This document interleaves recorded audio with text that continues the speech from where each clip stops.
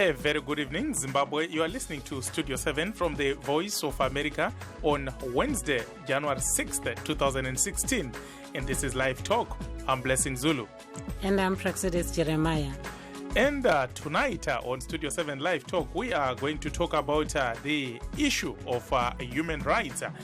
This follows violent demonstrations in Chitungwiza yesterday. And to join our discussion, you can call us on 001-202-619-2077. The number again, 001-202-619-2077. And we'll call you back. And as usual, Live Talk goes out to Zimbabwe on our 909 medium wave frequency and on the 4930-13860 and 15460 kHz shortwave Monday through Friday at 8:30 p.m. And we are also on the internet. You can find us on the web on Zimbabwe, voazimbabwe.com, loba ku voandebele.com, loba njalo ku voashona.com.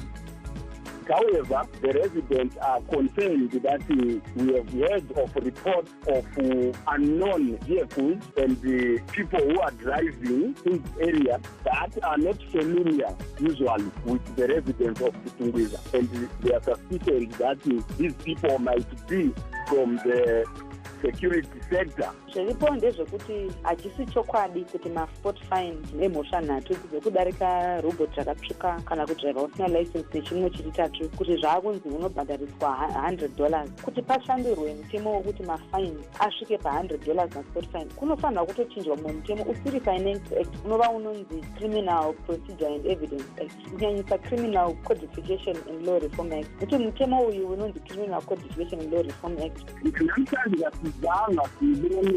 Daniela, njalo laba abemisebenza sebelile emsebenzini yabo kodwa sibona ukuthi lapha kunabantu abanye esingabaziyo abaphonga ibhoda idolobha namhlanje. Once again, thanks for joining us, and you are listening to Studio 7 Live Talk. And tonight on Live Talk, we are talking about the issue of human rights and the Constitution.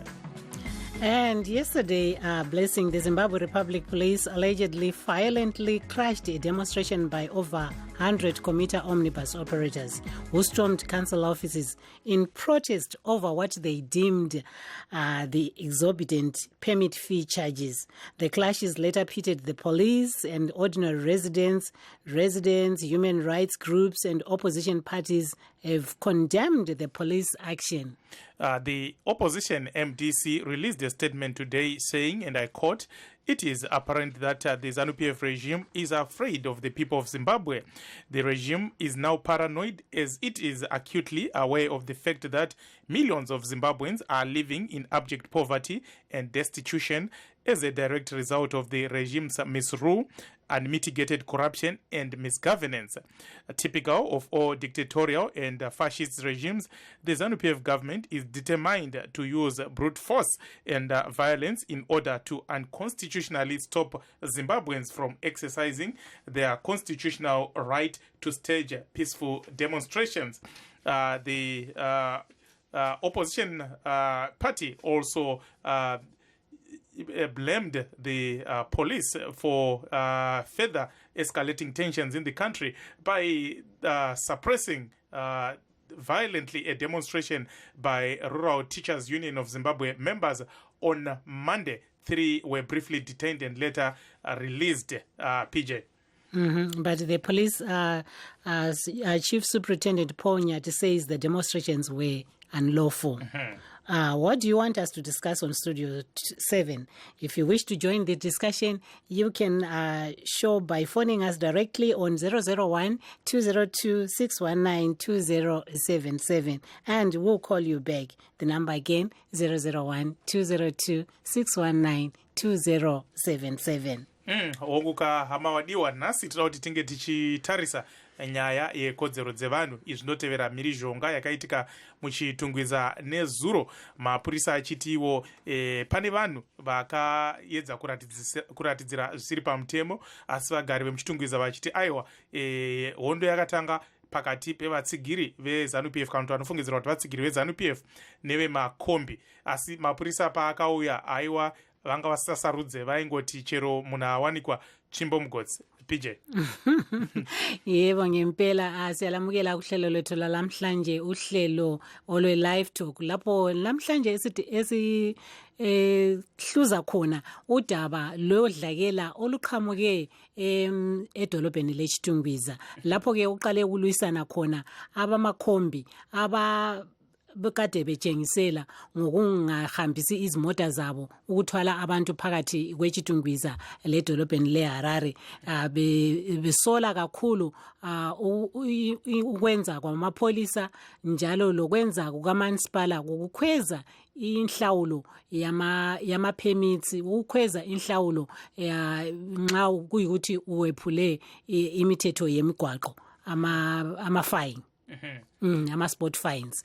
Yikho kade kodwa kwasekuqhamuka-ke ingxabangxoza ukuthi kade belwisana labanakanelwa ukuba ngabe-ZANU-PF, kwazobuya amapholisa kwaba lamacele amathathu. Yikho-ke kade sokungasakhanyi vele ukuthi balwisa yibaphi abalwisana lobani.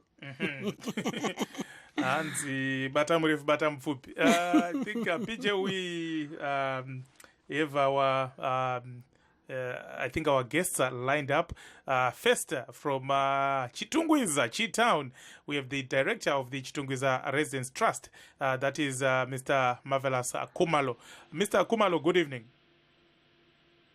Good evening. How are you, my brother? We are doing great, and thanks for joining us. And if you may speak up, we can hardly hear you. And from Johannesburg, we have a human rights lawyer, Dewa Mavinga, who works with Human Rights Watch. Mr. Mavinga, good evening. Good evening and Happy New Year, dear friends. Good evening, Marvelous Khumalo. Happy New Year to you too. And maybe let's start. Let's start with you, Mr. Khumalo. Just give us, the situation. What is it like in Chitungwiza today after the skirmishes yesterday? Yeah, sure. Today is a bit calm, but it was very tense yesterday when these skirmishes started. At first, we thought it was just a demonstration by commuter-owned bus operators. But as the day progressed, we realized that a number of hidden hands is actually joining the demonstration. And who are these? Yeah, the demonstration was hijacked by youth from ZANU-PF. They went to the council and hijacked the demonstration. They went to the council office and hijacked the demonstration by commuter-owned bus operators. And this ended up turning violent, and a number of residents were caught in the middle and some were injured. Thank you so much. PJ? Yeah. Wathi ngihle ngiyamukele yena uMnumzana Khumalo, siyakwamukela kuhlelo lwethu njalo siyakubulisa ku Studio 7 live talk. Ungasichasisela ngamafitshane ukubana kwenzakaleni izolo uthange lalamhlanje ukuthi umumo unjani?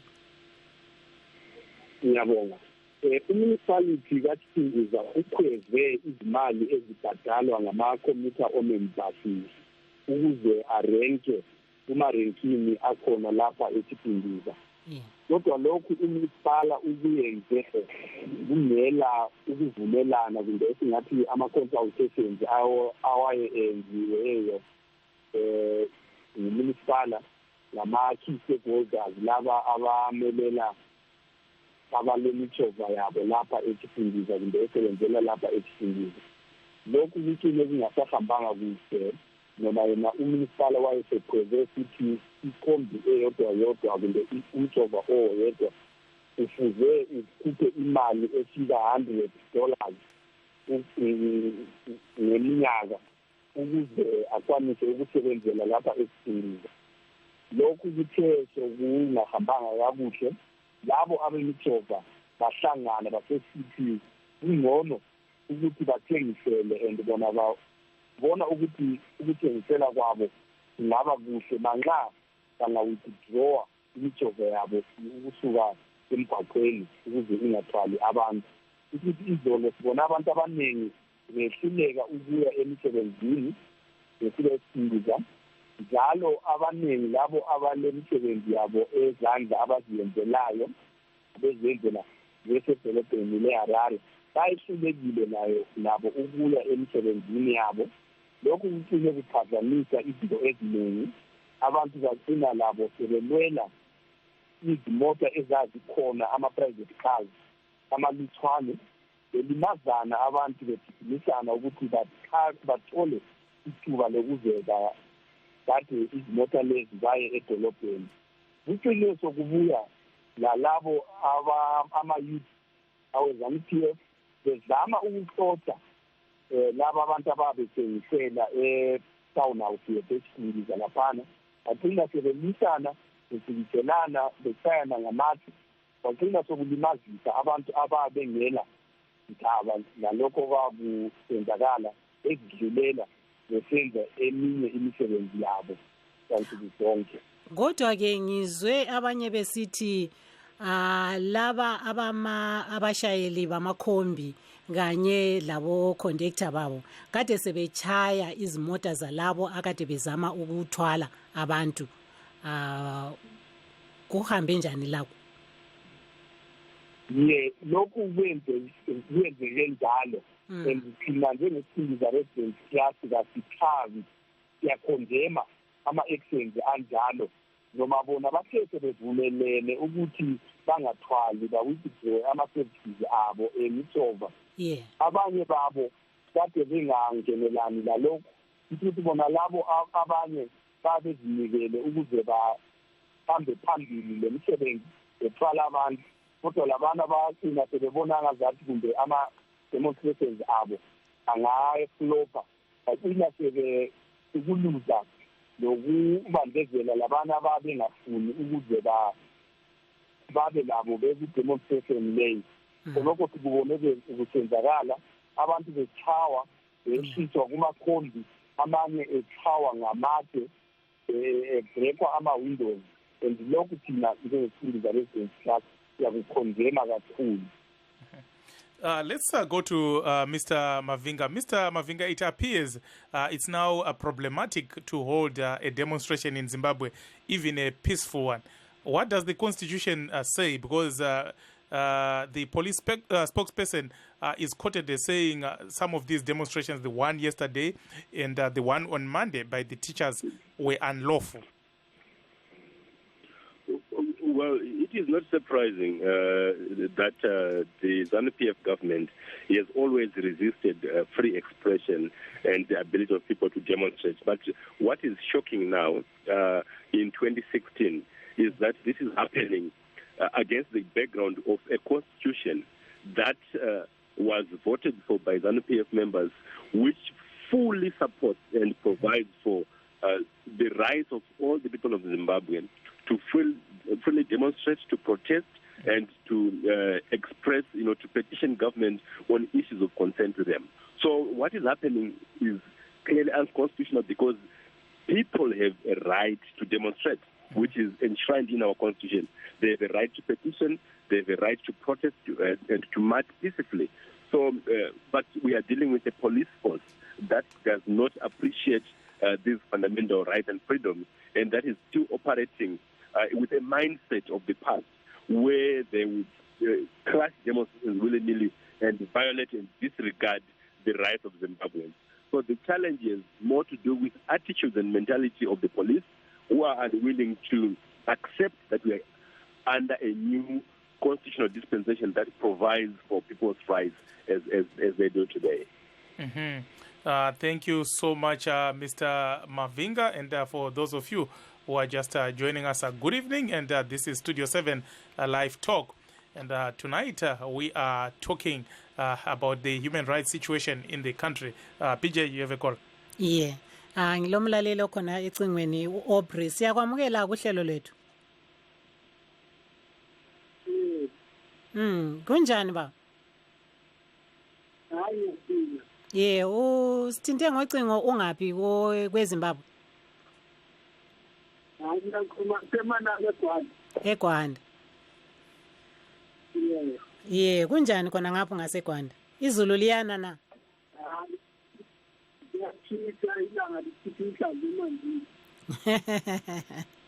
Hayi lizabuya. Kuthiwa kuleyezi lelele El Nino yilo libangela ukuthi izulu lingani lonyaka.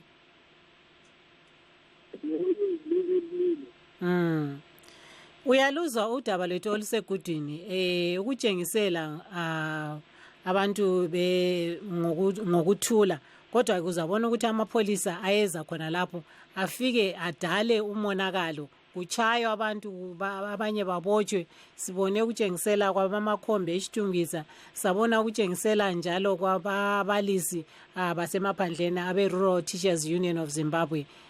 Kunsukwana esanda kwedlula labo bachaywa babotshwa. Wena-ke ubona njani umumo onje eZimbabwe?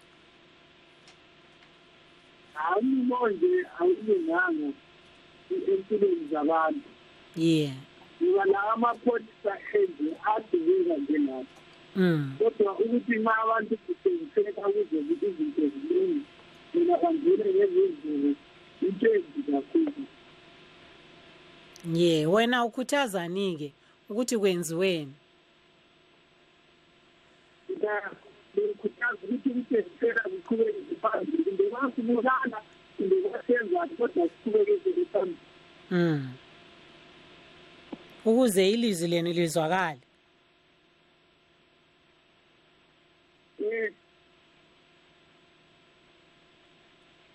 Hayi siya. Yeah. Ungabingelela ababili abathathu njengoba ungumnyaka omutsha kangaka. Njengoba siqale umnyaka omutsha lanyaka iqala kubi. Sinabanye singabasizi phezulu. Sidlala itebu singela ngitsho lamali. Sisimuzi le-New Year. Kodwa hayi siyaqhubeka phambili sithi hayi asiqhubekeli lisa kuzaze kulunge. Yeah. Yesinsikeleka bonke abafowethu abasemanama, abakomoyo, abakonyathi, abakodube, abakodlovu, labo bonke indaba zonke zithi bafowethu basebenzimeli basiqhubekeli sinesikhala. Yeah. Hayi sibongile kakhulu Aubrey. Hayi siyabonga. Kulungile. Blessing ulo mlaleli.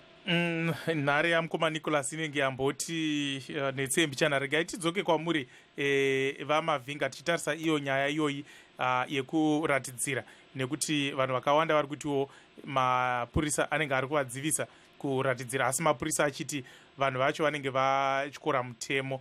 Asi tiri kuona kuti zvinhu munyika vamavhinga zvinenge zvisina kumira zvakanaka munyaya dzezveupfumi. Zvingava izvo here zviri kuita kuti zvinhu zviite kunge zvaakuita manyama amire nerongo? Ndizvo zvochaizvo kuti dambudziko riripo nderekuti vana veZimbabwe vari kutambura, vari kuyavaya, vari kunoka svesve nemuromo. Kana voda kuti varatidzire, vataure nhuna dzavo vakamira panheyo yekodzero dzavo dziri mubumbiro idzva ratiinaro renyika. Bumbiro idzva iri rinovapa kodzero dzizere dzekuratidzira. Asi dambudziko riripo nderino nderekuti mapurisa edu havasi kuzvigamuchira kuti vanhu vane kodzero dzavo. Chekutanga. Chepiri, mapurisa achiri nepfungwa yakare yekuti vanenge vachishanda vari kudivi reZANU-PF. Vasina kumira pachikwadi pekuti munhu nemunhu ngaaite kodzero yake yekutaridzira, kungava kuhurumende yepamugabe, kungava kusangana neZANU-PF, kungava kunani. Kodzero yemunhu ikodzero yake zvisinei nezvematongerwo enyika. Saka chatinoona ndekuti mapurisa anonyanya kuvhunduka, vomhanya mberi kudzivisa vanhu nekuti vanoziva kuti vanhu vane nhuna, vane kugunun'una pamusoro peutongi hwehurumende yevamugabe, hurumende yeZANU-PF. Ndipo pane makatatanwa ipapo. Asi kurudziro yedu isi nekodzero ndeyekuti mapurisa ngaaremekedze mutemo nekodzero dzevanhu dzekuratidzira pachena murunyararo nhuna dzavo dzese pasina mhirizhonga kana kurambidzwa kana kudziviswa nemapurisa. Tinotenda vamavhinga and PJ. Manje uMavinga njengoba engakhulumi isiNdebele. Yeah, uKhumalo uya. Bengathanda. Uyadoba. Mavinga lokhu ungakafundisa IsiNdebele. Ngiyadoba uyakuthi sithi umgabe labantu bake weZANU-PF bayaphambanisa umthetho. Kumele ukuthi abantu bayenze ama-demonstrations kungela ukuthi amapholisa athi hayi akuyenzekali kumbe njani so kodwa ngiyadoba yabona. Hayi wena elisile. Ukuthi ngibuyeleke kuKhumalo. Khumalo wena uthini-ke ngalesi simo esikhona okwamanje silesi sekelo sombuso esilotshwe ngo-2013 kodwa-ke nanku sesingena ku-2016 lokhe iziqondiso zemithetho yonke emunyethwe yisisekelo sombuso lokhe ingalandelwa. Uthini-ke ngalokho? Thina njengezakamizi ezihlala lapha eZimbabwe kumbe ama-citizens kasithabi lalolu daba noma yithi thina njalo esahluphekayo sadubeka abantu bebhala isisekelo lesi sembuso wesizwe esizwe. Ama-political parties wonke aye kuhulumende esikhathini iZANU-PF, i-MDCT ne-MDCN bavumelana bonke bathaba bavuthanisa ama-supporters abo bonke beqhakazelela ukuthi asihambeni sonke siyovota sivotela isisekelo sembuso yelizwe esitsha. Abantu njengalokho bavota baqhakazelela bathi izinto sesiza kuba ngcono lapha elizweni. Kuthe sekunjalo isisekelo sembuso yelizwe lesithe sifake emthethweni yena uPresident Mugabe esefakile isandla sakhe ukuthi sokusemthethweni sesayinile. Saqala ukubona manje uhulumende esebuya lama-excuses ukuthi kasila mali yokuthi senze lokhu isisekelo sombuso welizwe lesi siyadura asikwanisi ukuze thina sisisekele njengohulumende. Lokhu kwathiwa ngu-Honorable Minister iPhathi Namasa Finance and Economic Development. Lokhu kwathina sokusitshengisa thina ukuthi uhulumende kazinikelanga ukuze yena abone isisekelo lesi sombuso wesizwe esitsha esifuka ukuthi siqalise ukusebenza sinikeze abantu amalungelo abo njengentando yabo abantu beZimbabwe. Ukuthi lokhu sokusitshengisa ukuthi uhulumende elwisana lokho okwathiwayo ngabantu ukuthi yikho esikufunayo yena sesimaphambili elwisana nentando zabantu. Ukuthi thina kasithabi njengezakamizi noma siyakwazi ukuthi isisekelo lesembuso yelizwe si-transparent and siyatsho ukuthi sifunani kodwa thina sesibona abantu bakhethayo ukuthi basimelele yibo kathesi abasebenza ukuthi siyehluleke thina uku-enjoya lokho okuthiwoyo isisekelo sombuso welizwe. Yibo abasincindezelayo bahamba khonapho icingweni.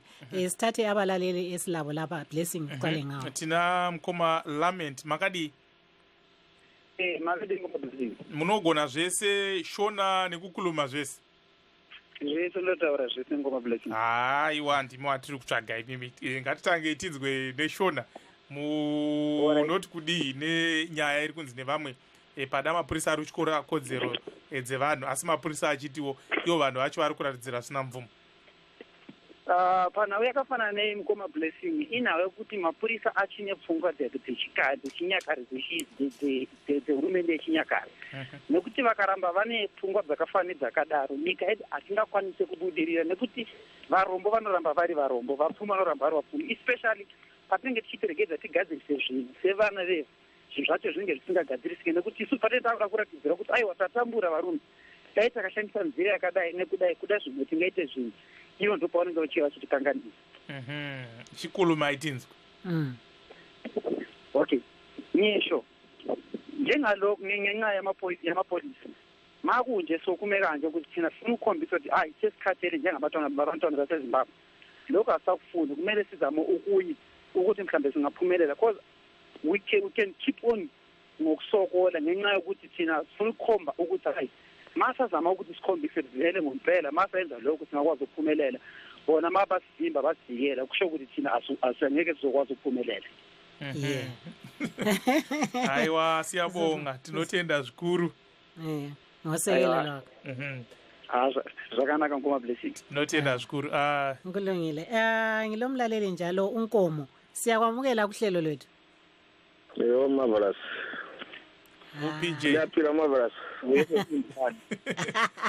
PJ not marvelous. Yaphila. Hello. Yebo. Right. Ngiyakuzwe liyakhuluma.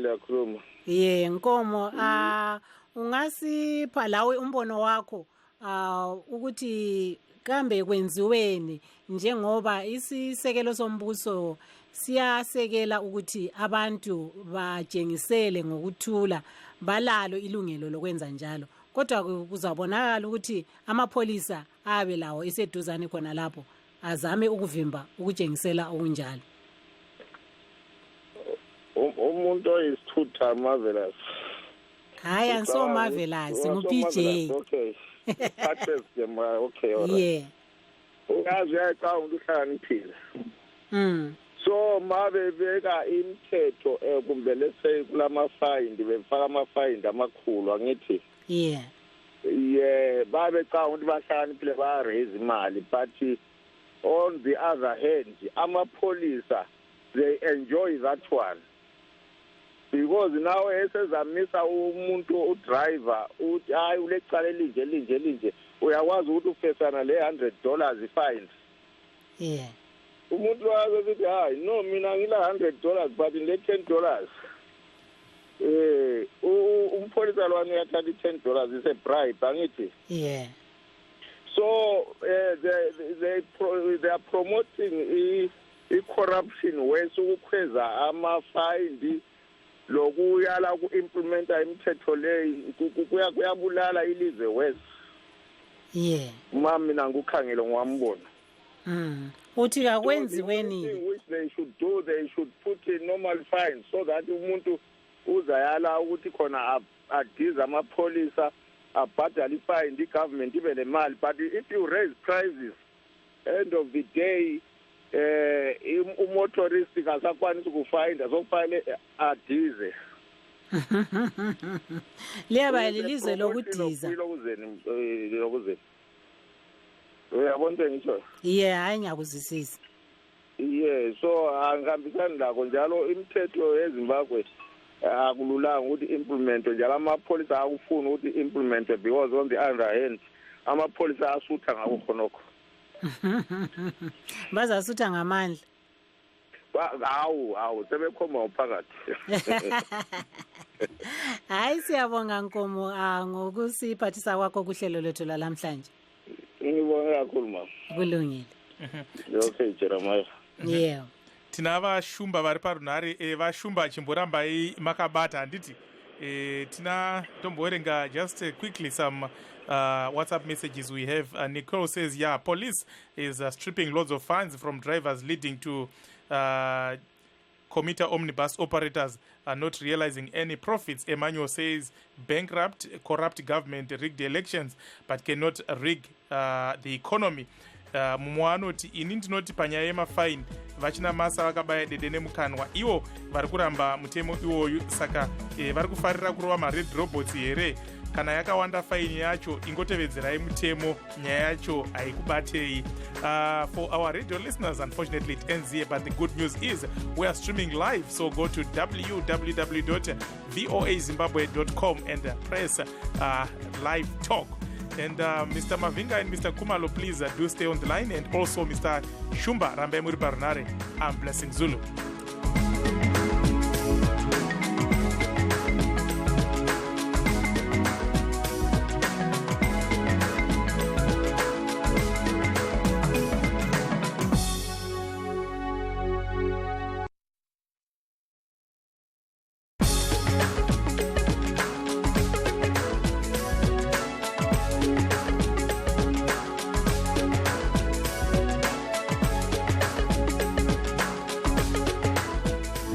For those of you who are just joining us, good evening, and this is Studio 7 Live Talk.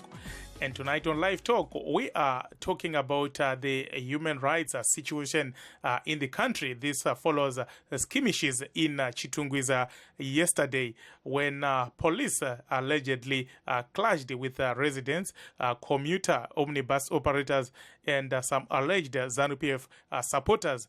And there were also skirmishes in Harare on Monday when police again violently crashed a demonstration by about 30 members of the Rural Teachers Union of Zimbabwe who were protesting what they called the government's delay in paying civil servants their salaries and bonuses.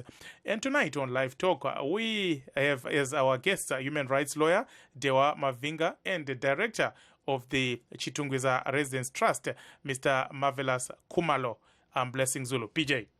Yeah, kwabasanda kusixhuma singumsakazi weStudio 7 lapha ke sikuhlelo ole Live Talk. Sikhuluma lamhlanje sihluza udaba lokwephulwa kwamalungelo abantu ngoba sibone kunsukwana isanda kwedlula la izolo kube lokufuthelana kwaba gijimisana kwamapholisa labanini bamakhombi kumbe abashayela amakhombi edolobheni leChitungwiza. Kwagcina ke kubotshwa abanye, kwagcina kuchaywa abanye, kwaba lodlakela. Sikhangeleke kuba ngesukwini ezisanda kwedlula kungaba ngomvulo lapho laliviki edluleyo lapho ababalisi basemaphandleni abe Rural Teachers Association of Union of Zimbabwe RTUZ lapho abagijimisane njalo lamapholisa ngoba bebetshengisela besola ukuthi kabaphiwanga iholo labo ikakhulu abasebenzela uhulumende izisebenzi zikahulumende abaphiwanga iholo labo elikampalakazi baze baliphiwa izolo nxa ngaphambanisi Blessing. Tombodzokera ku vateereri PJ tina vashumba makadi tinofara makadi henyu aiwa tiripo muri ku South Africa kupi ndiri munzira kuenda kuMatiport. Okay, aiwa tipewo pfungwa dzenyu. Tinoti makorokoto gore dzakaizvi. Aiwa nemiwo tinotenda musiki. Aiwa zvakaonekwa. Munoona dambudziko ratinaro baba nderekuti tine hurumende iri ine destitute position kana kuti vari kutya havachanzwisisi kuti voita sei. Ndosaka mukatarisa munoona kuti mapurisa akawana masalaries avo ese in time. Ende ndosaka muchiona vachina masa vakakwidza mafines $200 ndanokora $260 pamwedzi. Asi munoona hurumende inoisa fine of $100 kureva kuti hakusisina mafines aya ainodhitaminwa namagistrate. Handiti iko zvino mupurisa anokusunga obva kutonga kuti aiwa wataza wabhadhara pasaka chibhadhara $100. Saka magistrate basa ramagistrate harisisipa ramaoko emapurisa.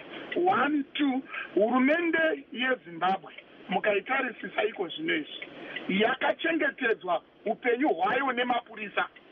They plant fear in every situation. Hapana chaunogona kuita. Inini motikari yangu yakadefaulta kubhadhara mutero wezinara ne2 months.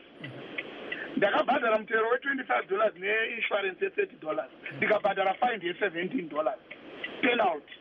Munongozviona mega kuti vava vanhu vaya vasingachazivi zvavanoita. Kana mukaona munhu akavhagwa meso neselotape mukamvhara meso mukamuregedza achifamba zvaanenge achiita ndozvaachita hurumende yeZimbabwe. They are totally confused. Nokuti kana vanhu vachitaridzira murunyararo ivo chavanofanirwa kuuya ndechekuzoprotecta kuti vanhu vasakuvadzana vasaurayana asi vanhu vachiprotesta ine mene yekuti vanhu vari kuzviita peacefully. But mapurisa eZimbabwe havatode kunzwa chinonzi vanouya nematrucks nezvombo tikasokunei kwaita hondo here I don't know. Kana kuti neimwe nzira tingati vana veZimbabwe vakaonekwa nehurumende yeZimbabwe kuti idzi ihuku dzedu tinoita zvatinoda nadzo. You cannot do anything in Zimbabwe nokuti mapurisa anenge atovapo. Ende vanoshandisa iya mutemo yokuti nguva yaSmith it was better. Muno muSouth Africa takanzwa kuti mabhunu akanetsa nemapurisa awo I think mapurisa omuzimbabwe nemitemo yomuno muSouth Africa, it's just the same. They are just brutal. It's brutal force. Aiwa, tinotenda zvikuru vashumba nekupinda muchirongwa chedu. Aiwa, zvinoonekwa baba tatambura munyika yeZimbabwe zvokuti iko zvino ini ndinosenzera muno muSouth Africa, ndinofamba all the towns dzemuno muSouth Africa kwese ndinopinda. Hapana paunopinda each and every office yaunopinda uchingoti gare 2 minutes otoziva kuti uyu mwana wokumusha. Aiwa baba, ngatitaure hedu inga zvatinongotaura, takutotaura. Kungobva kungopinda murestaurant munasa kusevha bhega uchaona mwanasikana wokumusha. Chii ichocho? Inyika rudzii?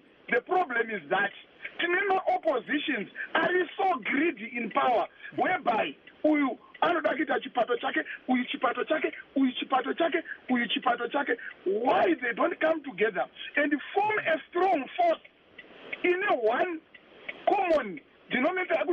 Our striking point is that both of us strike a point because we know they are weakened by one useless party yakapera kudhara isisina direction. Hadi munozona. Of which now we are suffering. We are suffering in South Africa. We are suffering. Vana vari kutambura. Ikona hakuna kana vakakwanisa kuenda kuma holidays. Unoenda kupi? Mari hakuna. Ma school fees anodhura munakora 300. In a civilized government, yaunoziva kuti vatungamiriri venyika masalaries evanhu is $300, but my school fees they are going up to $700. How do you expect people to survive? Aiwa, tinotenda hedu vashumba nekupinda muchirongwa chedu. Aiwa, tinotenda baba, Mwari ngavakuitire zvakanaka. Aiwa, nemio munotipa nhau dzakanaka chaizvo, rambai muchidaro. Aiwa, tinotenda ndimunotipa manyemwe. I think PJ, you heard from Mr. Shumba there in South Africa. He's saying all is not well, and as a result, many Zimbabweans have in South Africa. They are exiled in South Africa. And they say there's something wrong. It is also blaming the opposition, for being splintered. Too many opposition parties, and he's saying they are also power hungry. Uthi uyabasola ngempela abamabandla aphikisayo, ibandla elibusayo leZANU-PF bonke vele uyabasola ukuthi ke asiqoqane nini sibe ngabantu banye, ngoba abantu sebecina sebebalekela emazweni angumakhelwana, emazweni afana leBotswana, eSouth Africa, eNamibia, kubo Malawi la kweZambia la kubo DRC, Afghanistan. Uthiwa ungafika eSouth Africa, ungafika kuma-companies amaningi vele uyafica kulo muntu okhuluma isiZulu, okhuluma ungafika omkhulu abathi bona kuthiwa ungaqoqoda even esambuzini sibili uzwa ukuthi kunemuntu. Mhlanga, siyakwamukela kuhlelo lethu lamhlanje. Yebo Dr. kunjani? Hayi, ngiyaphila baba. Umne wethu wena uyakwazi ukuthi ngowako Mhlanga lami. Hayi, siyakuzwa kuhle. Hawu. Zimbabwe siyomnyama lapha. Into zonke athande kusikhalena abanye aphikisa ukuthi kubehlezelana abambana akukhuphule uyobuzini esibo kodwa akawuqeda kahle. Awuyalungile yakho isebenzi imali yasola ukuthi akhatha kuhle siyashukuyuzwa nokuthi kuyini esingakwenza amakhanda phambili. Into esisusa kakhulu ukuthi thina abantu beZimbabwe sifuthola ukuthi sesiyobalekela ukuthi silungiselwa ngibanga sikwazi mama. Hayi, ngiyakuzwa baba. Uthi kakwenziweni-ke inkuthazo yakho.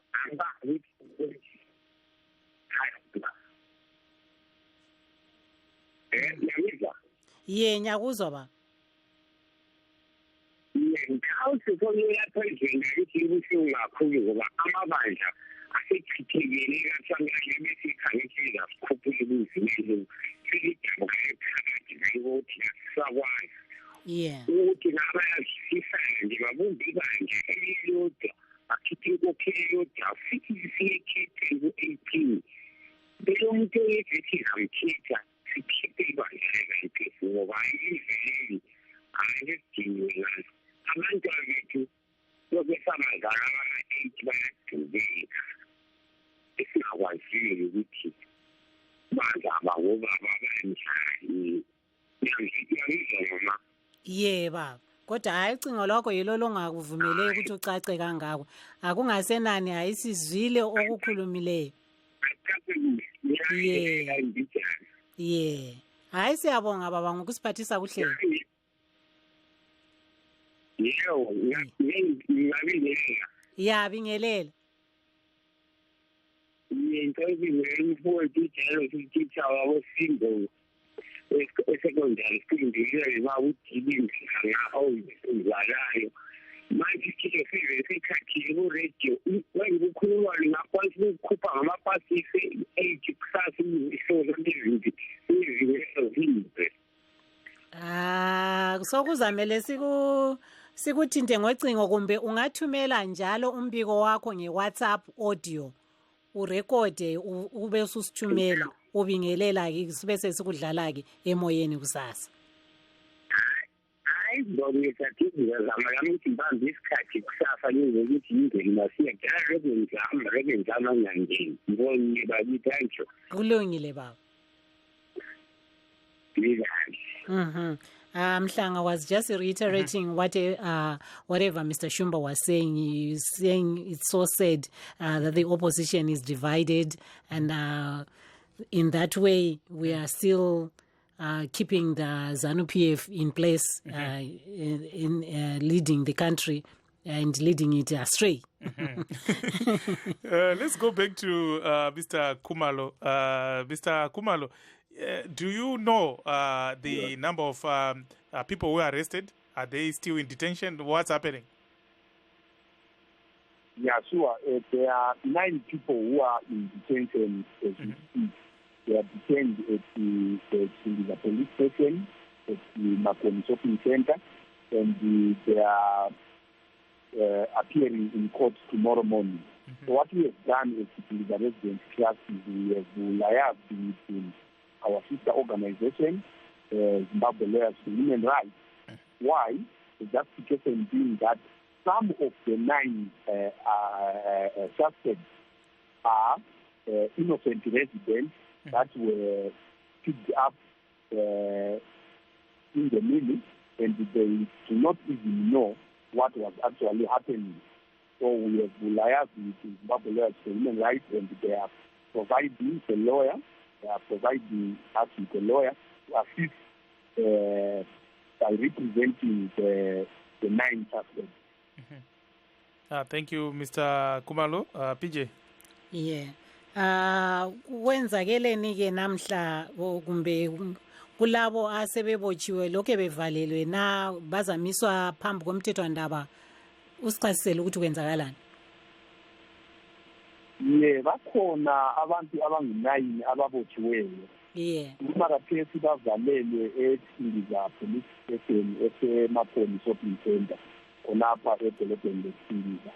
Labo abangu-9 sithe sibabona sabona ukuthi kulabanye abantu ababengekhoyo ama-demonstration lawa esenza abantu ababedlulela ngesenza imisebenzi yabo yansuku zonke vele babengakwazi ukuthi kuyini okwakusenzakala kodwa amapholisa athe ebuya aqalise ukuchaya abantu bonke laba vele randomly bengakhethi bengabuzi ukuthi wena ungudriver yini wekhombi kumbe unguconductor womutshova kumbe ulithawuthi kumbe uyini babe konguchaya sobaqine sebechaya bekubopha abanye abantu ababengekhoyo vele lokhu kusenza babengelani nalokho kwakusenza babedlula besiya lapha ababesiya khona kodwa sinese sikhuluma labeZimbabwe Lawyers for Human Rights ukuthi basinikeze igqwetha basinika igqwetha leli lizafanisa kusasa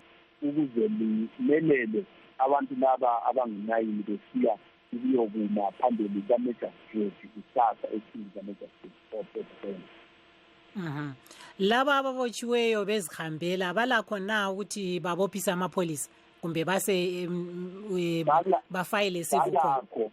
balakho noma abaningi babo bathayiwe balimele bachayiwe balimazwa bona bengela iproblem kumbe inkinga abayenzileyo ukuthi laba ngabantu abahlukulezileyo okungekhoyo emthethweni bengela cala so balakho abantu laba ukuze nxa sasa bangama phambili kwegqwetha sebebameza sithi igaba labo lingabonisisa lingaphela lolu banakho bazimisele ukuze bamise ukuze bayenze ukuthi amanye amapholisa abashayayo ababaziyo bamise labo phambili kwemithetho ngaso kumbe bachasise ukuthi indaba bona bethatha umthetho beyofaka ezandleni zayo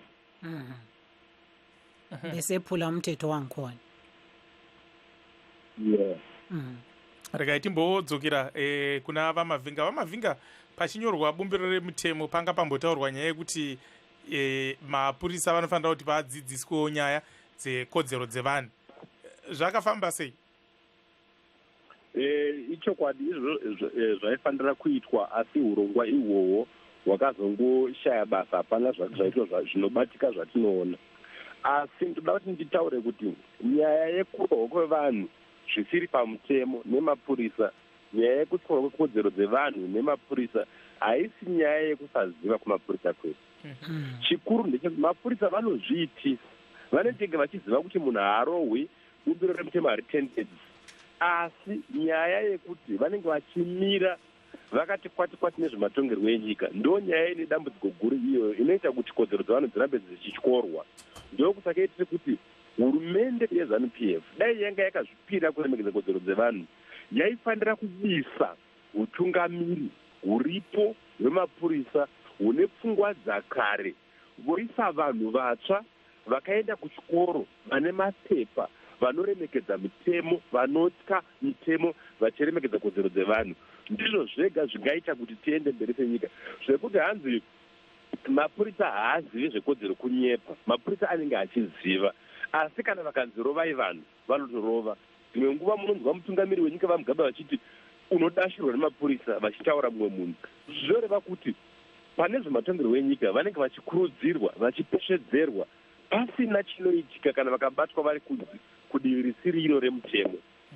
Tinoda kuti pazivikanwe kunzi pakambenge pataurwa kunzi ngapave nesangano kana kuti nebato rakazvimirira mukati mehurumende rinoona mhosva dzinoparwa nemapurisa nemauto nevamwe kana kuti nevasori, ruchiita kuti vaiswewo pasi pemurango vatongerwe nyaya idzodzo, vapindewo muzvitokisi vaone kurwadza kwazvo. Asi bato iroro harisati ragadzikwa, harisati ravapo. Ndo dambudziko ratinaro muZimbabwe rekuti mapurisa ndio vanofanira kuchengetedza mutemo, ndio vanotyora mutemo, hakuna anovasungawo. Aiwa, tinotenda zvikuru. Regai tiende kuna mukoma George kuBotswana. Makadii mukoma George? Ndiripo makadiniwo. Aiwa, tiripo zvedu. Tipewo pfungwa dzenyu mukoma George nemamiriro akaita zvinhu munyika. Ndinoda kuti munoona kuti dambudziko riripo ratingangotaure zvetikati mapurisa emuZimbabwe, mapurisa emuZimbabwe akatungamirwa nemunhu 1 for 15 years or 20 years. Zvangofanira nekuti ndiMugabe angoripo, right? Ende Mugabe akatombotaura akati our constitution has served us well, achirova the previous constitution. So kureva kuti the same people akaisa ipapo hawadi kana kuonzwa kuti muZimbabwe maitwa any demonstration. Asi mukada kuita demonstration muchituka varungu kana the west countries, permission yacho munogona kuiwana ipapo. But any other thing inogona kunge ichida kungoita demonstration, whether muri kuitira against the council kana muri kuitira against ani, asiri a wide basin, hamufemi akaiwana. Because vanozwa kuti vanhu vakangobvumidzwa chete kubuda in 10,000 or 20,000, the next day they will kick out the government. Saka hanini zvekuti tingataurana zvekuti vanhu vachabvumidzwa mahuman rights ekuti vanhu vabvumirwe kudemonstrate, that one is not going to exist until, because country Zimbabwe yakangoda kufanana neNorth Korea. Saka hazvimbofi zvakabvumidzwa izvozvo. Ndosaka ndimakatoona akabhatisa chombo ipapo futi kuti achita minister of home affairs. Saka we will never because vanhu vanoda kutosimudza musoro ndo vanototsvagwa vachenda kunorohwa manheru kana kutoshaikwa. Saka zvekuti tine constitution nyowani tichazoenda kumatare, it's just a waste of time because iwo ndo vakatozvisunungura, not kuti wakasunungura vanhu. So they will not allow anybody in the streets. Thank you. Tinotenda zvikuru mukoma George. You heard there from Georgia, PJ. Yeah. He's saying, this issue of talking about the constitution doesn't work with this government that is likening to the government of North Korea. It's a dictator. Yeah. Mkoma Love Mo, makadini? Tinofara makasimba here. Aiwa, tinosimba isu. Ndiri kuda kuti nditaurewo pamusoro penyaya yemapurisa yamuri kutaura. Munawo mukana ndiwoyo. Halo. Ndiri kuti mukana ndiwoyu. Right, nyaya yemapurisa iri kutambudza iyi zviri kutangira wachiri kuchikoro chawo chemapurisa iyi. Mapurisa aya ari kudzidziswa, tingati vari kudzidziswa zvine maringe nezvamupiwa, malessons avari kupiwa. Vari kupiwa kuti anything chisiri zvamupiwa is an enemy. Saka izvozvi pari zvinezvi zvava kuita ndechekuti vari kuda kudzvairira mazwi kana kuti mavoices evanhu. Vanotoshandiswa kuti waende vachinosapresiwa mavoices iwaya nechisimba. Saka muchaenda kunoona kuti nyika yafanana nekuti yapolice state. Saka wakaona chese chinenge chapangada kuti paitawo nenyika vangetoa organize kuti something vanofana kuti vazive kuti varada kuchiitirwa chidzire kuti chaitika zvichikonzerwa zvive zvakare nevatungamiriri wacho wepolisi iwaya nyaya dzekupolitics dzezvanupivu dziyadziya. Saka vanenge vachida kuedza futi kushova kuti vari loyal kuutungamiriri hwezvanupivu. Munoona kuti kwamwe vacho vanga vachimboimplicatwa munyaya dzakadai nedzekwana mai mujungu dzedzi. Saka nanhasi izvizvi vanenge vachiitira kuti wazooneka sevari kuita something kuprotecta zvanupivu. Saka kuchitungidza paita mweya wakaipa wasimuka muchitungidza muyami zvokuti mapurisa izvozvizvi nemamawashoni vanenge vatowo paground kuti vose vanhu maya vachanga vari kuintimidate. Vatotomboka vachitorwa pakati peusiku vachienda vachinochichitirwa vari mumanzvimbo dzavanenge vatorwa vachiendeswa kuti vasatongosimidza kana musoro. Munoona kana kunyange kwakanga kuine mapisa kuya vakashandisa futi zvakare fosiyo. Kunana Harare South kwakamboitika onekwa mapurisa ndio vakanga vari pamberi. Kunana Headlands kwakamboitika pana Tekeshe kuya ndio vakanga vari pamberi zvakare. Saka police it's a wing yezvanupiwa. Haisisiri kushandira hurumende. You hear from Mr. My brother Love More is saying the police, starting from the police academy, they are being trained to be a wing of ZANU-PF. Tunotenda mkoma Love More. Tunotenda maipa yenyu. Zvakanaka iyi. Tinemwe mterere. Yes, lo chuma ecingweni sibasa chuma. Siyakwamukela kuhlelo lwethu. Now, sanibonani. Yebo baba, kunjani? Hayi sikhona umpelelile ngani. Uthola ngaphi esigabeni siphi seZimbabwe?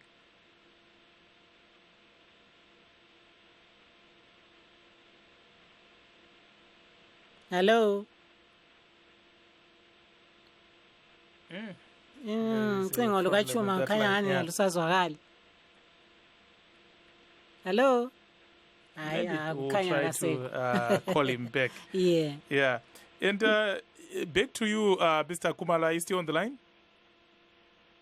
Yes, I'm on the line. Yes, let's talk about this issue of the alleged police corruption. I think the commuter omnibus operators were also saying that police are manning roadblocks along the way going to the city center and demanding bribes and stuff like that. What is really happening? Yeah. Personally, I haven't came across such a situation, but I have always heard complaints from most of the commuters that when most of these commuter omnibuses are stopped on roadblocks, most of the commuter omnibus crews rely heavily on extending bribes and using corrupt means and orthodox means to make sure that they are set free, and most of the crimes that they would have committed or that they will be committing, for example, those that operate without the proper paperwork, or those that use some of the vehicles that are not roadworthy, they always make sure that they find their way through an orthodox means. So soon, and if we can check, there was a report from Transparency International, the Zimbabwe chapter, which came out sometime last year, and it showed that index that the Zimbabwe Republic Police was one of the most corrupt institutions in the country. And soon, when we hear of such comments from the public or the community public, we are also forced to take those two allegations. PJ. Khumalo, siqhubeke ngalolu daba lwamapholisa. Umzwile usibasa lapho besithena na vele kuqalisela lapho besa trainwa beku police academy. Bavele bafundiswa ukuthi babe ngathi lugatsha kumbe uhlangothi lwezanu PF. Wena ke ubona nguquko bani engalethwa elizweni ukuze amapholisa abe ngalondoloza umthetho? Ya, into ekhona ukuze amapholisa lawa bafuze babe ngabantu, singabali amapholisa kuphela. Amapholisa, amasotha, amasiya bonke vele bafuze bayenze imisebenzi yabo okuprofessional. Yeah. Bayenze imisebenzi yabo be-independent from anyone. Yikho lokho okungayenza ukuthi bona babe fair and professional. Bathiye lokho okukuthelwa kumbe okukulandela ukuthi hayi thina sizalandela leyi i-political party enze kumbe sizalandela i-ZANU-PF. Balandele okuthiwo ngumthetho welizwe noma okubusa ilizwe ngumthetho. Ayisho umuntu noma singalandela umuntu angalahleka yena lelizwe liyalahleka. Ukuthi bafuze bona balandele umthetho wesisekelo sembuso welizwe. Bathiye lokho okulandela ama-political parties noma ama-political parties akhona kodwa khona for eternity. Amanye akhona vele azagcina esengekho ama-political parties.